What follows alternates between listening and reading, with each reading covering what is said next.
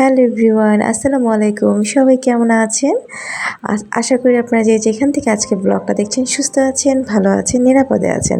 আমি তান্নি সিলেট থেকে বলছি। তান্নিস লাইফস্টাইল ব্লগে আপনাদের আরও একবার স্বাগত জানাই।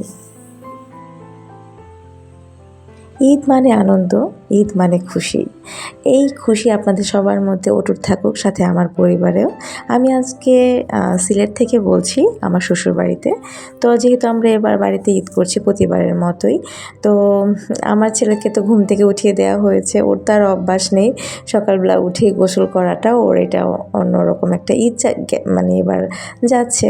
বাবা ছেলের একই রকম ম্যাচিং পাঞ্জাবি কেনা হয়েছে, সাথে টুপি। আর ওর আমার দেবরের জন্য সেম পাঞ্জাবি কেনা হয়েছে।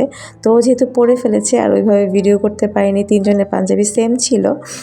তো যাই হোক, আর ঈদে কিন্তু তারা বাবা ছেলে মিলে চলে গিয়েছে, একটু সেমাই খেয়ে বের হয়েছে নামাজের উদ্দেশ্যে।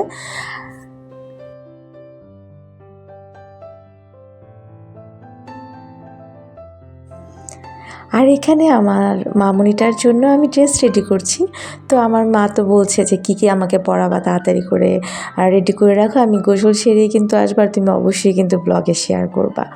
তো ওর পড়ার আগে আমি সব কিছু রেডি করে রেখেছি। এখানে একটু ক্লিপ নিয়ে নিচ্ছি।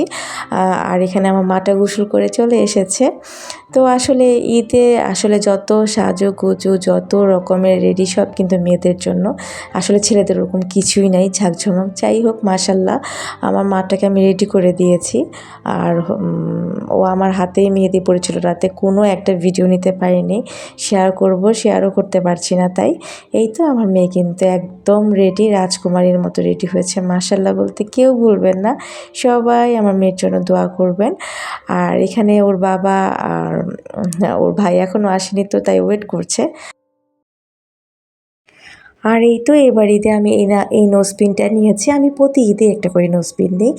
মানে এটা আমার একটা বলা চলে একটা খুশি। আমি নোজপিন অনেক পছন্দ করি, বিভিন্ন রকমের নোজপিন আমার মানে কালেকশনে থাকে।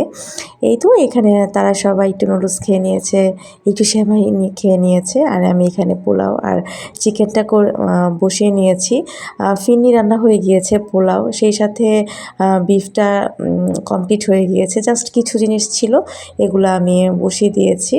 আর আমার শাশুড়িও কিন্তু সকালবেলা অনেক কিছুই করেছে। আর আমরা রাতে কিন্তু পিঠা বানিয়েছিলাম, কোনো একটা ক্লিপ নিতে পারিনি, কারণ রাতে দেখা গিয়েছে অনেক প্রেশার ছিল আমাদের, আর হুট করে শরীরটাও ভালো লাগছিল না। তো আর যেহেতু এবার 2টা বাচ্চা একসাথে সামলাতে হচ্ছে, আর এখন তো মানে আমার ছেলেটা অনেক কিছু বুঝে, আগে তো ওইভাবে কিছু বুঝতো না। তো এবার দুষ্টুমিটাও একটু বেশিই ছিল। আর ঈদে যেটা হয়েছে, মোটামুটি একটু একটু করে সব কিছুরই ক্লিপ নিয়েছি। আমরা ঘুরতে গিয়েছিলাম পার্কে। আসলে যেন বাচ্চারা কোনোভাবেই যেন ঢাকাকে মিস না করে, তারপর হচ্ছে আদার্স কোনো প্লেসকেই যেন মিস না করে। এই জন্য এবার আমরা পার্কে ঘুরতে এসেছি। মাশাল্লাহ 2টা বাচ্চা এত হ্যাপি ছিল। সাথে আমি আর আপনাদের ভাইয়া আর আমার 2 বাচ্চাকে নিয়ে আমি উপরে উঠেছিলাম। একটু তো মাথা চক্কর দিচ্ছিল, কী আর করব, বাচ্চাদের জন্যই কিন্তু ওঠা। আমার মেয়ে তো আমাকে ছাড়া উঠবেই না। তো যাই হোক, আর নিচে আমার দেবর আর শাশুড়ি ছিল দাঁড়িয়ে, ওরা কেউ আর ওঠেনি। আর আমার কাছে মনে হয়েছে যে সিলেটে এই প্লেসটা, এই পার্কটা আমার কাছে অনেক ভালো লেগেছে। অনেক বড় ছিল পার্কটা। সিলেটের এটা মনে হয় ড্রিমল্যান্ড পার্ক নামটা, আসলে আমার ওইভাবে মনে নেই ভয়েস দেওয়ার সময়।